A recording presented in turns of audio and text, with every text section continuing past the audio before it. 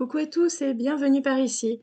Alors aujourd'hui, je vous propose de réaliser le nuancier des polychromos, alors sachant que j'ai pas la gamme entière, et je vous ai montré en tout début, je vous ai déjà montré dans d'autres vidéos, en fait je m'étais imprimé directement la gamme complète et ça me permet de faire le suivi en magasin, voilà, pour savoir ce que j'ai et ce que je n'ai pas, pour pouvoir acheter les bonnes couleurs. Je suis tombée sur ce fichier, sur, un des groupes Facebook auxquels je participe et j'ai trouvé ça très intéressant, cette façon un peu, hexagonale et puis, j'aime beaucoup en fait, ça m'a fait penser aux peintures au numéro. Donc bon, par moment, je vous avoue que j'ai un petit peu cherché, savoir où est-ce que c'était, mais après à partir du moment où j'ai à peu près compris comment c'était organisé, bah, c'était beaucoup plus simple de les trouver. En fait, c'est souvent, ils sont regroupés un peu par teinte et du coup, à partir du moment où on sait où est-ce que sont les bleus, ben, voilà, c'est dans un petit diamètre, on va dire, de voilà, autour de cette teinte-là. En fait, au début, j'avais imprimé, c'est ce que je vous ai montré rapidement en début de vidéo, j'avais imprimé sur papier imprimante parce qu'en fait, mon imprimante, elle a pas voulu prendre le papier, c'est du Pantone 200 grammes, je crois et du coup, j'étais un petit peu embêtée parce que, je voulais quand j'ai commencé, en fait, à colorier avec mes crayons de couleur sur ce papier-là, je voyais bien, en fait, que ça prenait pas du tout la couleur, ça allait me fausser aussi, l'effet, en fait, que j'aurais, pour mes futurs, coloriages. Donc du coup, j'ai tout repris à main levée. Enfin, à main levée, j'ai fait la technique de décalquer avec la fenêtre et après j'ai tout simplement remis au propre avec un Posca noir. Donc les hexagones ne sont pas parfaits, mais là encore, c'est pas, l'intérêt d'avoir quelque chose de parfait. L'intérêt, c'est de pouvoir, retrouver les couleurs en fait, ce que ça donne sur le papier pour pouvoir, vraiment, voilà, quand je ferai mes prochains coloriages, de pouvoir bien choisir, mes couleurs. Parce que souvent, quand je fais du coloriage avec les crayons de couleur, j'utilise ce papier-là, donc c'est pour ça aussi que je voulais absolument. Et puis, vous allez voir après je vais vous montrer, comment je vais l'intégrer dans mon nuancier, de mes autres encres. Pour ici, j'ai essayé, je dis bien essayé parce que encore une fois, pour ceux qui arrivent sur ma chaîne, je débute, au niveau du coloriage avec les crayons de couleur et j'ai essayé de faire un dégradé. Donc j'ai essayé de faire un dégradé, le plus foncé, sur les 2 barres, à gauche, et puis, voilà, 1re fois, je mets un aplat, on va dire, je sais pas si c'est les bons termes, hein, parce que je me fie à mon expérience au niveau de l'aquarelle, au niveau du vocabulaire que je connais.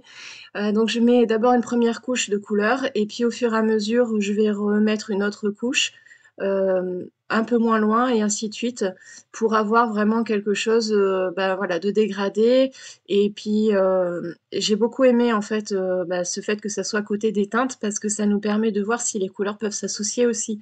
S'il y a une grosse différence de teinte, et ben, c'est voilà, c'est peut-être pas les bonnes choses à faire. Mais j'ai bien aimé et en plus ça va beaucoup m'aider, une fois que ça sera vous allez voir à la fin que ça soit terminé, pour orienter mes futurs achats. Parce que, je vais pouvoir compléter mes teintes par rapport en fait aux couleurs que j'aime bien ou aux couleurs qui me manqueraient 1 ou 2 teintes pour pouvoir faire un joli dégradé. Je sais pas si je je m'exprime correctement. Mais en tout cas, voilà, j'ai vraiment beaucoup aimé. Alors, je vous ai pas tout filmé. Au début, je voulais le faire et puis en fait, quand j'ai vu que c'était quand même relativement long, là, j'ai accéléré 8 fois. Donc, autant vous dire que sinon la vidéo aurait duré des plombes. Et puis là, c'est pas forcément très intéressant, mais je voulais quand même partager ce petit fichier avec vous. Si ça vous intéresse, n'hésitez pas à me le réclamer, je vous le ferai passer volontiers. Je me rappelle plus qui nous l'avait fait passer, je me rappelle même plus sur quel groupe Facebook.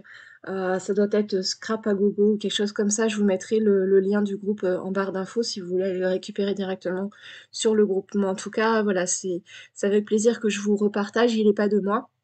Mais vous voyez qu'il est très facile, à reproduire, également, sur du bon papier. Donc voilà, j'espère que cette vidéo vous aura plu. C'est vrai que c'est pas forcément un tuto, mais bon, ça peut être aussi une petite astuce, de présentation pour ces nuanciers parce que, bah, moi les autres, pour les aquarelles, j'avais fait un système un peu de grille pour pouvoir croiser les couleurs, et puis après pour, toutes mes autres, médiums, j'avais fait, voilà, avec des tamponnages, tout simples, mais là, cette façon de faire, j'ai trouvé que c'était très sympa. Donc là, je vous montre le résultat. Vous voyez qu'il m'en manque encore quand même pas mal, mais je pourrais peut-être compléter, plus dans les teintes, jaune orangé, peut-être un peu plus dans le rouge, même dans le vert, hein, parce que les verts, j'en ai quand même pas mal, mais ils sont pas forcément, liés entre eux. Donc voilà, j'ai beaucoup aimé. Là, je vais vous montrer comment je vais l'intégrer donc à mon nuancier, comme je vous disais. Donc, j'ai ce système de fermeture en plastique. Pour toutes mes feuilles, j'ai fait un pli à 2 centimètres sur un des côtés pour pouvoir faire la voilà, la fermeture et je me base sur ma dernière page. Je vais simplement, ben, identifier, là où je vais pouvoir percer.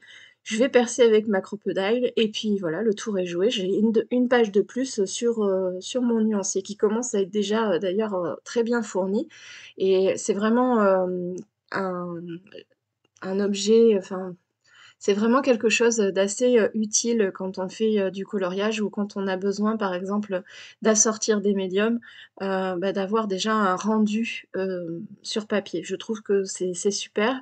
Ça fait gagner un petit peu de temps parce que bien sûr, vous pouvez faire le rendu directement sur, une chute de papier au moment où vous faites le projet. Mais, je trouve que ça donne quand même, bah, une bonne idée aussi de ce qu'on a comme matériel.